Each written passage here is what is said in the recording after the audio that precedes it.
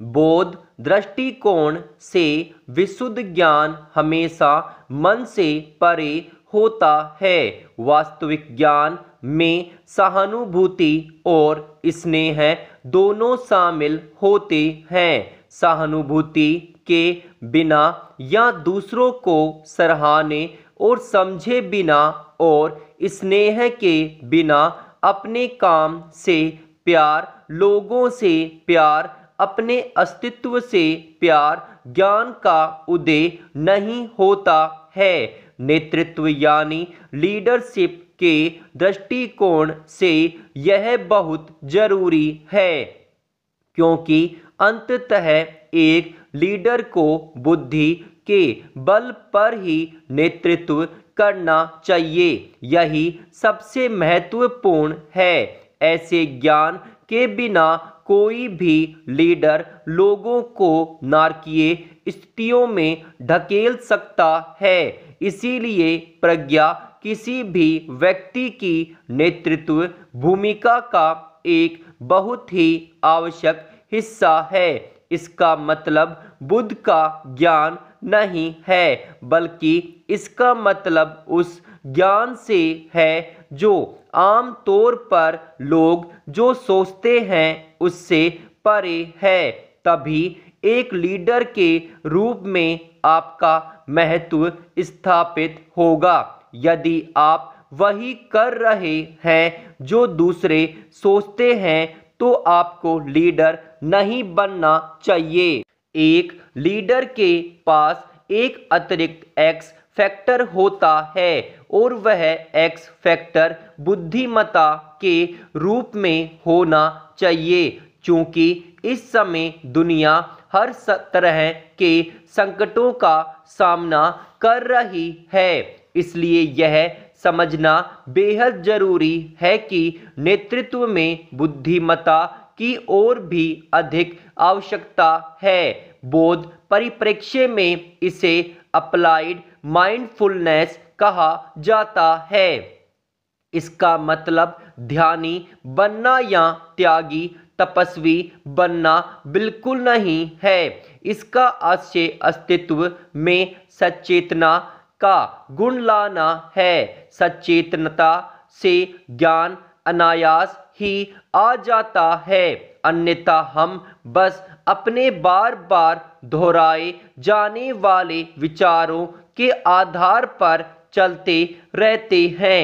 आप अनेक world leaders को भ्रम की स्थिति में देखते और सोचते हैं कि ये लोगों का कल्याण कैसे कर पाएंगे, उन्हें सही रास्ता कैसे दिखा पाएंगे। पूरे इतिहास में यही प्रवृत्ति रही है।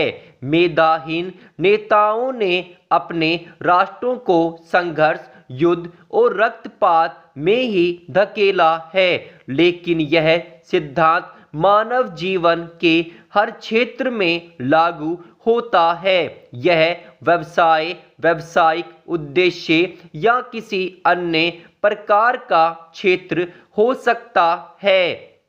व्यावसायिक, राजनीतिक, संगठनात्मक, वैज्ञानिक, तकनीकी, कलात्मक आदि हर प्रकार के नेतृत्व में एक सहज ज्ञान युक्त भाग होना चाहिए जो सामान्य सोच से परे हो। और यह सहज ज्ञान वाला भाग क्या है? यह भाग दुनिया का नेतृत्व करने वालों में लोगों के कल्याण और उनके प्रति प्रेम की भावना से सक्रिय होता है। आप जो भी करते हैं उसमें यदि स्नेह का भाव शामिल हो तो लोग आपसे जुड़ते हैं। आगे चलकर इसका व्यावसायिक लाभ भी मिलता है, क्योंकि यह वास्तविक और सत्य पर आधारित होता है। कुछ मूल्य ऐसे होते हैं जो सफलता का अंतरतम आधार स्तंभ हैं, उनका कोई विकल्प नहीं है। उन मूल्यों में से एक है मेधा के बल पर कार्य करना और बुद्धि से नेतृत्व करना। ब्रह्मांड की बुद्धिमत्ता को आपके माध्यम से कार्य करने दें। यही अंतिम लक्ष्य है। लीडर अक्सर सोचते हैं मैं भी कुछ हूँ और इसी सोच के कारण वे अहंकार से घिर जाते हैं। अहंकार उनकी क्षमता को सीमित कर देता है।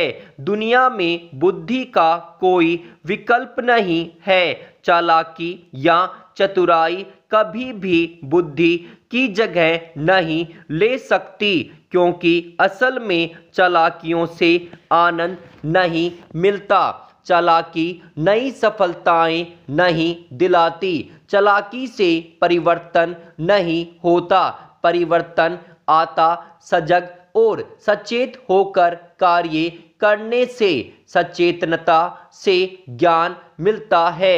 बहुत सारे लीडर ऐसे चतुर वक्ता हैं जो भावनाओं या विचार के स्तर पर बहुत विश्वसनीय लगते हैं, लेकिन वास्तव में वे लोगों को आगे बढ़ाने का नहीं बल्कि खींचने का ही काम करते हैं, क्योंकि वे ज्ञान नहीं अहंकार के बल पर काम करते हैं। यही वह सरल बात है। मेधा या बुद्धिमत्ता स्थितियों की आंतरिक सच्चाई को जानना है। यह लोगों के आंतरिक सत्य को जानना है। यह उस आंतरिक सत्य को जानना है कि लोगों की सर्वोत्तम सेवा कैसे की जाए। गतिशील और सक्रिय नेतृत्व का वास्तविक अर्थ यही है और यही चेतना का रहस्य भी है। जब किसी व्यक्ति में सहानुभूति का भान होता है तो वह अपने चारों ओर सहानुभूति फैलाता है। वह जो कुछ भी करता है उसमें इस सहानुभूति का स्पर्श होता है, इसलिए उसके सभी कार्य सहानुभूति का एक चक्र बनाते हैं और जहां सहानुभूति है वहां सबका कल्याण है, क्योंकि तब सही काम सही समय पर सही इरादे से किए जाते हैं और जहां इरादे सही हों वहां परिणाम कभी गलत नहीं हो सकते। नेक इरादे से ही नेक कार्य होता है। स्वार्थी अहंकार से उत्कृष्ट कार्य नहीं किए जा सकते और श्रेष्ठ लीडर वह है जो अपनी क्षमता के अनुरूप नेक कार्य करता रहता है। हो सकता है कि वह बहुत महत्वपूर्ण पद पर नहीं बैठा हो सकता है कि वह कई लोगों का नेतृत्व नहीं कर रहा हो, लेकिन जो कुछ भी उसकी क्षमता में है वह सहानुभूति के साथ करता है। ऐसे लोग अपने पद का दुरुपयोग नहीं करते, बल्कि उनमें लोगों की क्षमता को उजागर करने की गहरी चाहत होती है और वह इसे संभव बनाने के लिए यथाशक्ति सब कुछ करते हैं। बोध शब्दावली में किसी व्यक्ति के भीतर ज्ञान के उदय को उसके भीतर कमल खिलना कहा जाता है। कमल के फूल को पवित्रता और ज्ञान का प्रतीक माना जाता है, क्योंकि इसमें कीचड़ में रहकर खिलने की क्षमता है, लेकिन साथ ही इसमें जीवित रहने, फलने फूलने, सुंदर बनने, अपनी चरम भव्यता और क्षमता में रहने की मेधा भी है और लीडर को भी ऐसा ही होना चाहिए। इसलिए कमल का बोध प्रतीक बहुत महत्वपूर्ण हो जाता है।